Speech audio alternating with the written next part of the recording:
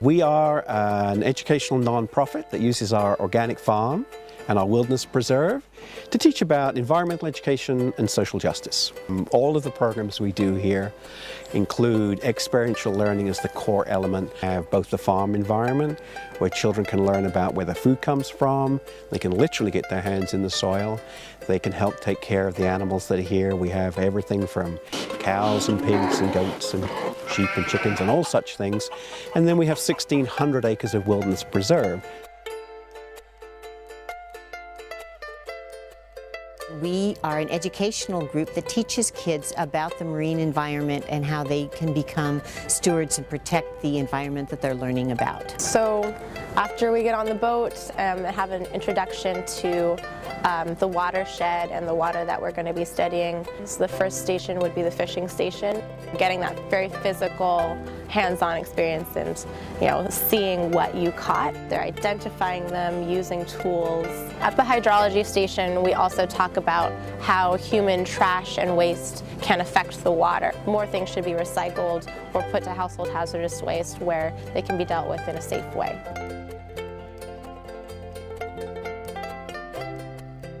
Environmental Volunteers, a Bay Area nonprofit that promotes environmental stewardship, primarily with students in local schools. For the past 40 years, the Environmental Volunteers has delivered science programs. We deliver a 2-hour program. Some of our classrooms we take out on a follow-up field trip to a nature preserve. The Environmental Volunteers is a group of dedicated people who are committed to working with children such that they will learn about science, learn about their environment, and ultimately protect it.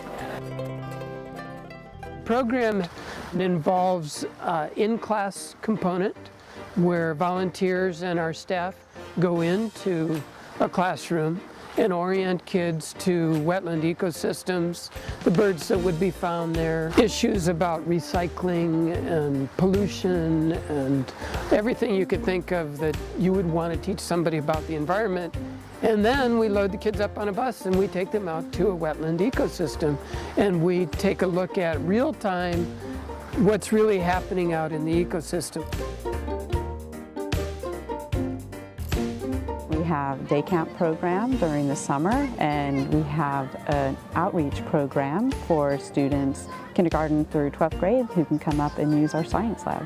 They're learning about nature, about natural sciences, using outdoor setting as a context for their learning. We're able to impart our sense of love of the environment and teach them about the plants and animals so that they go away from us with a new respect for them, and they understand how important it is that they take care of them when they go home. The classroom, you're so confined to those 4 walls, and especially with science, it's so nice to be outside. And I find that kids here really want to be here. They really want to learn as much as they can. They're like little sponges. And sometimes in the classroom it felt like I was really forcing it onto them. Trying to learn science, or really any interactive subject, out of a book is like trying to learn how to play the violin out of a book. It's just not effective. And so when we're able to bring hands-on, place-based programs to students that complement and support what the teachers are teaching in the classroom, the teachers tell us, hands down, that it makes the learning come alive. And you can see that in the faces of students.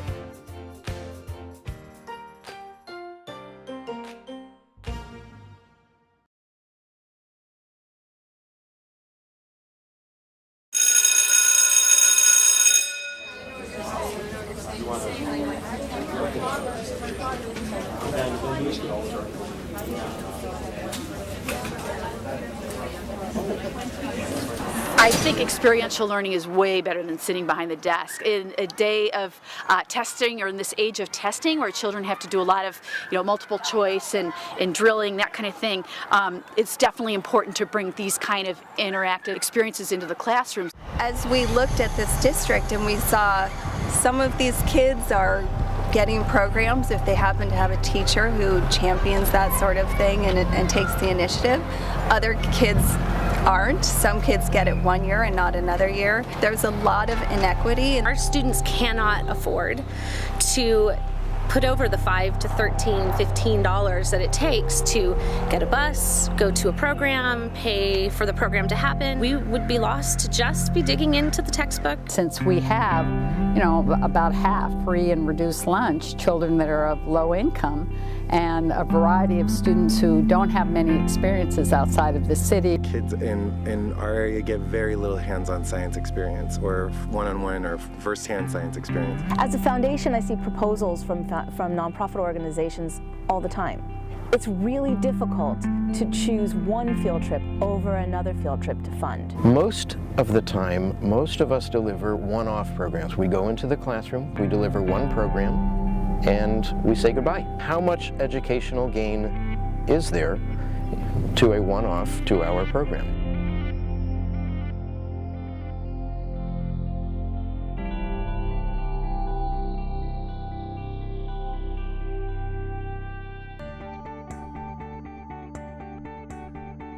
A teacher may look for a field trip or a community activity to help students meet a particular education content standard.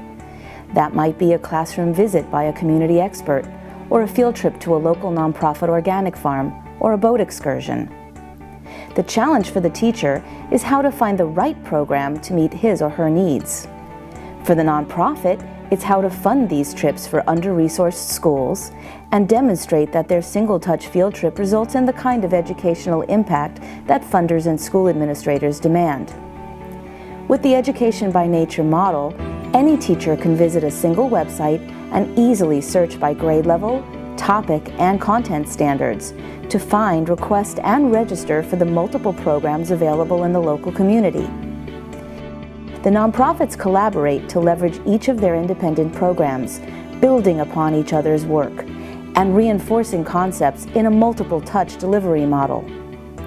Nonprofits can for the first time see a service delivery map, a comprehensive picture of which classrooms are receiving services and where there are gaps. Grant makers find value on many levels and can support jointly submitted proposals and larger projects with greater accountability.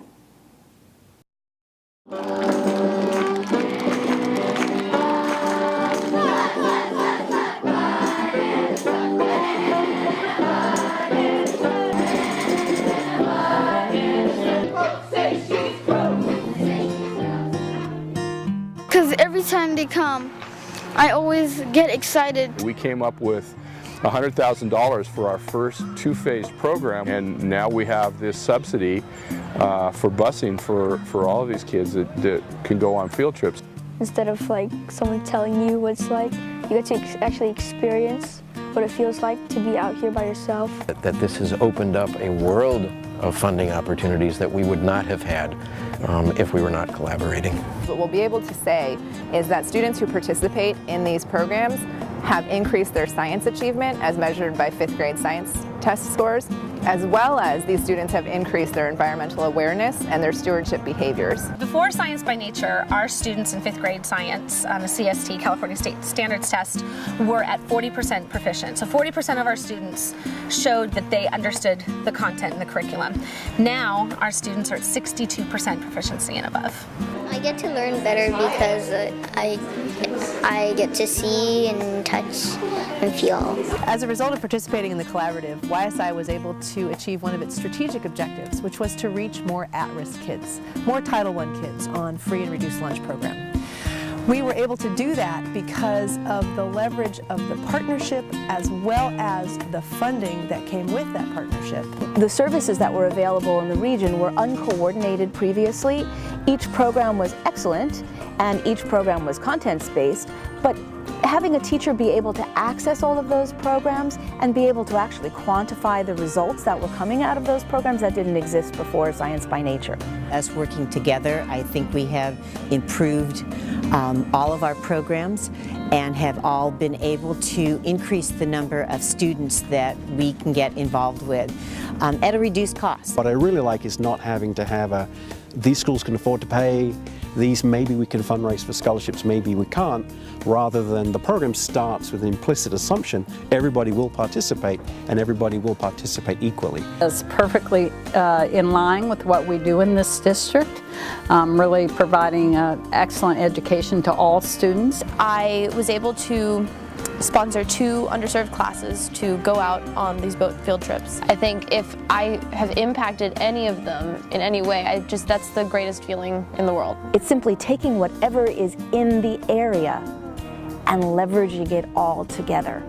Each nonprofit does exactly what it loves to do, exactly what it's always done, just better together. I would think if they could do another one like this. Thank you for teaching me all this useful information that I might need to know when I grow up. By collaborating with other nonprofits that are teaching environmental education, we're able to connect that trip to the mountains, to that trip to the farm, to the trip to the beach or on the bay, and how these communities are all connected and how we treat one affects all of them.